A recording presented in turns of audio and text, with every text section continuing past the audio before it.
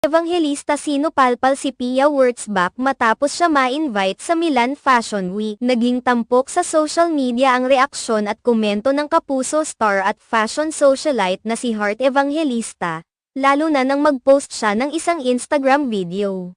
Sa video, ipinakita ni Heart ang kanyang pasasalamat sa isang kilalang fashion designer at artistic director ng isang sikat na luxury brand, kaugnay ng kanyang imbitasyon sa Milan Fashion Week. Ibinahagi ni Heart ang kanyang karanasan sa pagtanggap ng imbitasyon mula sa Fendi, na pinamumunuan ni Kim Jones. Sa kanyang post, makikita ang kanyang kasiyahan at pagkatuwa sa pagkilala ng luxury brand sa kanya. Para kay Heart, ito ay isang malaking karangalan at isa pang hakbang sa kanyang matagumpay na karera sa fashion. Ngunit, tila hindi lahat ay natutuwa sa kanyang post. Isang netizen ang nagbigay ng komento na tila may bahid ng pang-aasar. Sabi na